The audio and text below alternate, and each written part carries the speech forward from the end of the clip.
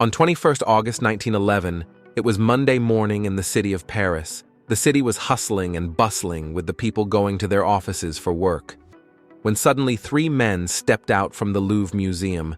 They had been there for the whole night, and now they were holding a very precious cest of the Louvre Museum.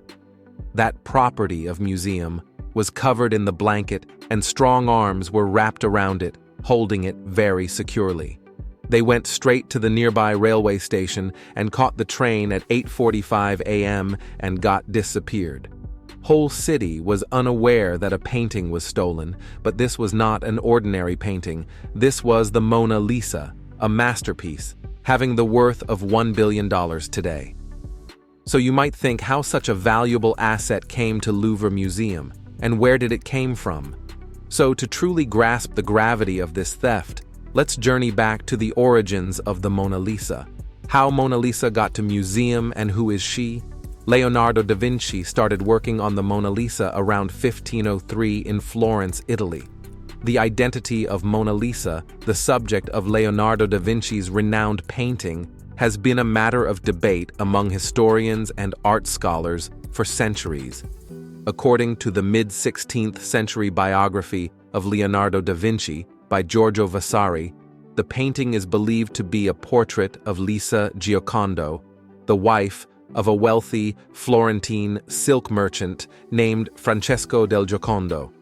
It is from Vasari that the painting received the name Mona Lisa, which is a contraction of the Italian words Madonna Lisa, meaning My Lady Lisa.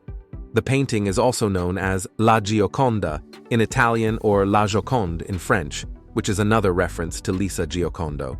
Despite the widespread belief that the painting depicts Lisa Giocondo, some scholars have proposed alternative theories about the identity of the subject. However, the majority of art historians and experts agree that the woman depicted in the painting is Lisa Giocondo.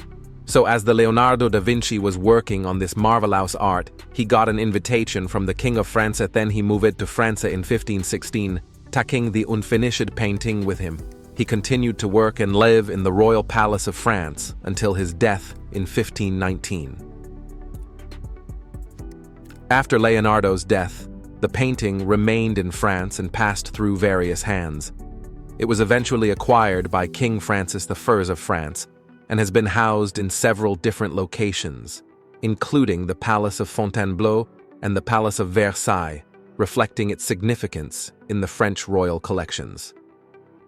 The Mona Lisa was moved to the Louvre Museum, Musée du Louvre, in Paris during the French Revolution.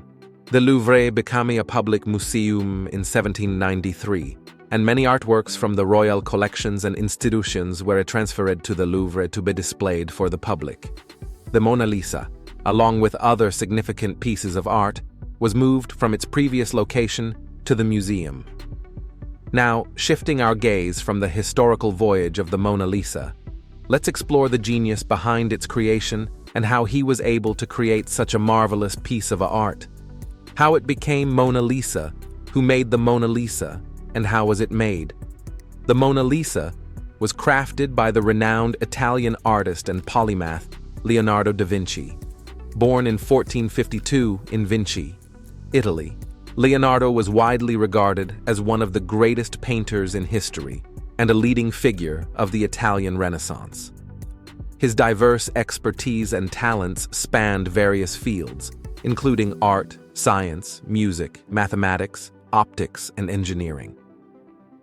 Da Vinci is known for his revolutionary approach to art, his ultra-careful attention to detail, and his keen interest in depicting the natural world accurately.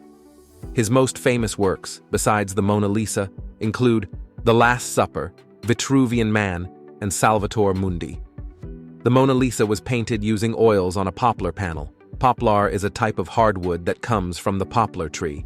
It provided a smooth and durable surface for painting.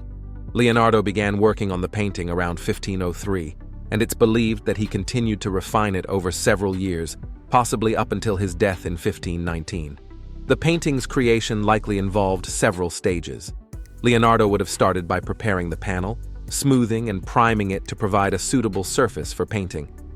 He then sketched the composition in black paint or charcoal, using his studies of human anatomy and perspective to create the figure's pose and the landscape background.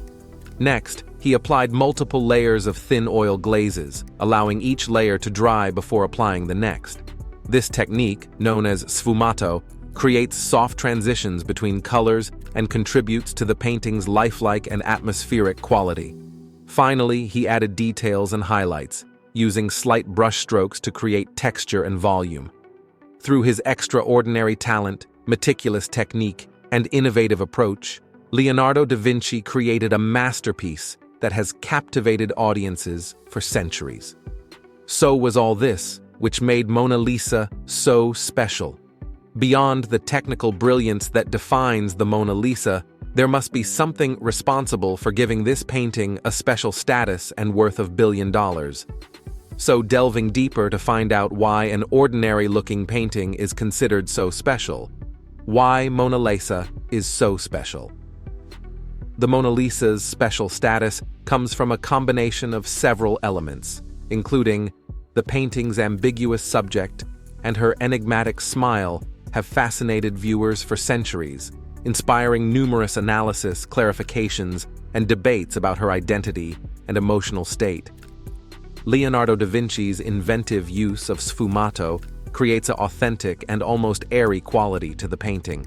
The Mona Lisa's precise perspective and meticulous attention to detail showcase da Vinci's understanding of various subjects, from human anatomy, optics, to geology. The painting's historical and cultural importance as a cornerstone of high Renaissance art adds to its stature. In addition to these elements, recent scientific research has shed light on some of the techniques and materials Leonardo used to create the Mona Lisa. Analysis of the painting's underdrawing has revealed that da Vinci made several changes to the composition, particularly regarding the position and size of the subject's hands. Infrared and ultraviolet imaging has revealed the delicate layering of the painting's glazes and the subtle transitions between colors. Technical analysis of the pigments and binders used in the painting has provided insight into da Vinci's artistic process and his innovative use of materials. These scientific findings not only enhance our understanding of the Mona Lisa, but also underline the skill and innovative approach that da Vinci brought to his art. In the year 2003, research carried out by Professor Margaret Livingstone of Harvard University has shown that Mona Lisa's smile disappears when observed with direct vision, known as faux veil. This phenomenon is due to the way the human eye processes visual information, as it is less suited to pick up shadows directly, but peripheral vision can pick up shadows very well. These scientific findings underline the exceptional skill and cutting-edge approach that da Vinci brought to his art. So coming back to the theft of Mona Lisa. The biggest art theft in the entire history. Who stole the painting and why the painting was stolen? The story of the theft of the Mona Lisa in 1911 is an interesting chapter in art history. Italian craftsman Vincenzo Peruggia considers it one of the greatest art thefts of the 20th century, and he was the mastermind behind all this. Peruggia had previously worked at the Louvre and was familiar with its layout and security. On August 23, 1911, Peruggia entered the Louvre dressed in white uniforms similar to those worn by museum staff. He chose this date, believing that the museum would be closed the next day, making it difficult to detect the theft immediately. Once inside, he headed to the Salon Carré, which displayed Leonardo da Vinci's masterpiece, the Mona Lisa. Taking advantage of the room's empty moments, Peruggia removed the painting from the wall, lifted the 4 metal straps that secured it, and then moved the artwork to a nearby service staircase, where he removed the protective cover and the nuts.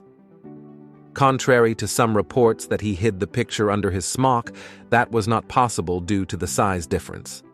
Instead, Peruggia took off his smock, wrapped it around the Mona Lisa, put it under his arm, and casually left the Louvre through the same door he had entered.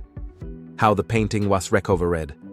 After the painting went missing from the Louvre Museum in 1911, Perugia kept it hidden in his apartment in Paris for 2 years. In 1913, Perugia contacted Alfredo Geri, claiming to have the original Mona Lisa and offering to return it to Italy for a reward. Geri, suspecting that the offer might be real, arranged a meetup with Perugia at the Uffizi Gallery in Florence.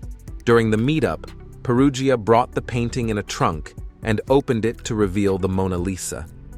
Geri and Poggi examined the painting and confirmed its authenticity. They then informed the law enforcement agencies, who arrested Perugia and returned the painting to the Louvre. The investigation revealed that Perugia believed the painting was the property of Italy and it should be in Italy. The operation was conducted with great care and discretion to ensure the safety of the painting and to avoid alerting Perugia to the authorities' involvement. The successful recovery of the Mona Lisa was celebrated as a triumph for art lovers and cultural heritage, and the painting was renowned as a symbol of international cooperation and cultural exchange. The Mona Lisa's popularity continued to grow all over the 20th century. It became a symbol of art and culture, and its ambiguous smile captured the hearts of millions. Today, it is displayed in the Louvre Museum in Paris and is one of the most visited and admired artworks in the world. As we come to the end of this exploration of the Mona Lisa, let us know your views on this masterpiece in comments. Additionally, if you enjoyed this through analysis of Mystery of Mona Lisa, don't forget to subscribe, like, and share. Until next time.